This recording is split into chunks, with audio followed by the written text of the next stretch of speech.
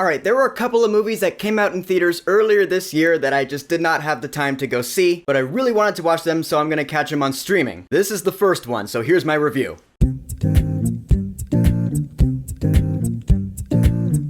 Presence. So Presence is directed by Steven Soderbergh. It's a little indie movie that had a limited release in 2024 but got a wide release in January 2025, so I'm counting it as a movie that came out this year. And it's a drama about a family that moves into a new house, told from the perspective of a presence, a ghost, a something that is watching them that they can't see. And I heard about this movie from Mr. Johns and I was like, that sounds like a really interesting concept for a movie. I'd be down to watch something like that. Turns out this movie is really good. Thing about this movie though is that you look at the trailers, it is horribly mismarketed. Because the reviews that the trailers boast in them, they say it's one of the scariest movies that I've seen lately. It flips the horror genre on its head. This is not a scary movie. It's not a horror movie. It's a family drama first and foremost. I was just telling my mom about this movie. She doesn't like horror movies. She got back to me. She's like, it's a horror movie. Why would I watch it? I had to tell her it's not a horror movie. There are a couple of moments where you're like, ooh, that just happened. But this isn't Paranormal Activity. This movie's not about being scary at all. This family that moves into the house, they're going through hard emotional times. It's mother, father, son, and daughter. The father, Chris, played by Chris Sullivan. The mother, Rebecca, played by Lucy Liu. The son, Tyler, played by Eddie Madej. And the daughter, Chloe, played by Kalina Liang. And they all have their place in the story. Let's talk about them, because they're really interesting characters in my opinion. Let's start off with Rebecca, played by Lucy Liu. We all know Lucy Liu is a great actress, and she's great in here. Because Rebecca, there's no easy way to say this, she's a bitch. She loves her son more than her daughter, and she admits to having made some bad choices in her life that led her to where she is today. And still, the decisions she makes and some of her dialogue, you're like, I don't like you. You're kind of a bad parent. Kind of reminds me of Denethor from Lord of the Rings. Makes for a good story though, and good character dynamics between her and everyone else. The father, Chris, played by Chris Sullivan. I love Chris Sullivan. I mean, not only was he Taserface in Guardians of the Galaxy Volume 2, but he was Hermes in the workshop version of Hadestown on stage. I've seen videos of him and he's awesome. So I love the guy and I loved him in this movie, because he's the dad who's there for his daughter and his son, but you know, he has arguments with his wife. He's like, you have 2 kids, you know? And so great dialogue stems from there. But I would say Chloe is the main character in this movie for a few reasons. One, she just went through something really hard before the events of this movie occur. She's coming out of something tragic, and for most of the movie, she's the one who can sense the presence in the house. You feel bad for this character, you want her to be okay. Kalina Liang does a great job here, and I want to see her in more movies for sure. Which is going to bring us to her brother Tyler, who's also kind of a dick. I mean, not as much as Rebecca, but he's still kind of a bad seed, kind of. You can tell he wants to be a good kid, but he has run-ins with some of the wrong people, and that leads to some bad things happening. That's all I'm gonna say on that, because I don't want to spoil what happens in this movie. Because this movie, like I said, it's about the family drama and the pieces of the puzzle that you get bit by bit as the movie goes on. You don't get all the answers right out the gate. It's a story that unfolds, and I, for one, got really invested in it. This isn't a long movie. It's an hour and 24 minutes long. You can watch it on Hulu. That's where I watched it. And it's an easy watch. It's simple enough to follow. You get everything that's going on. And I don't know, just as I was watching it, I was like, what's gonna happen next? Because normally for me, you know, I'm into the big movies. I'm into Wicked and the Avengers. This is just a simple movie about a family in a house going through drama, with the gimmick that it's being told from the perspective of a something that is haunting the house, which is really cool, because eventually, of course, the family starts noticing this thing. And what I like about this is a few things. One, the cinematography of it. The camera motion throughout the house is very smooth as this presence moves throughout the house following different characters. You don't know what this thing is, which makes it really intriguing. And that also means there are a lot of long takes. This movie's not like 1917, for example, where like the entire movie's one big long take. It's not like that. There'll be a scene with dialogue and it goes on for a while, sure, but then once the scene is over, it'll cut to black for like a couple of seconds and then it'll come back to the next scene, which is a pretty interesting way to tell this story. It does make sense, you know? Soderbergh wanted there to be different scenes in this movie, but how do you do that when the movie's being told from a POV? Yeah, do it like that, I guess. Hey, I mean, it worked for me. I went along with it. And of course, that means the long takes are really impressive. Top-notch acting from the cast here, and the family are not the only characters in the movie. There are other characters who weave their way in and out of the story, just a few of them, but they're good characters. They're well written. I mean, this whole movie is really well written. It was written by David Koepp. I mean, granted, he doesn't have the best track record, but this is a good one from him. Cool thing is, sometimes you actually forget that you're watching a movie from the perspective of the ghost or whatever it is, because you're so focused on the family drama, and usually it's during scenes where they're not acknowledging the something, the presence. They're talking in and amongst themselves, so you forget that you're watching from the perspective of a ghost, and you're that invested in the family drama. That's good writing right there. And I'm not gonna tell you this movie's fast-paced or exciting, because it's not. Nah, it is a slow burn for sure, and normally, I'll be honest, I usually don't like slow burns, but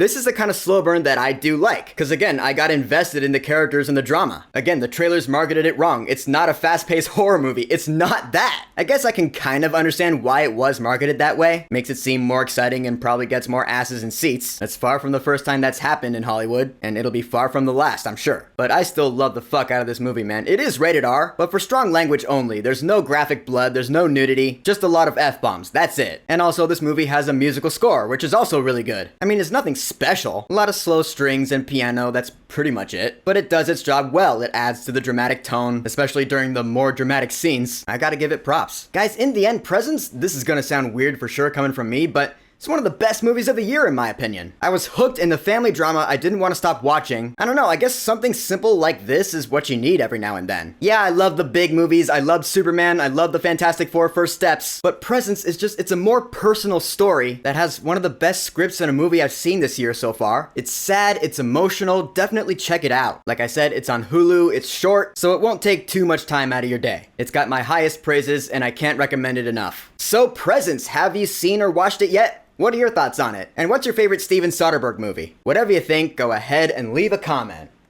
And of course, thank you for subscribing. Peace!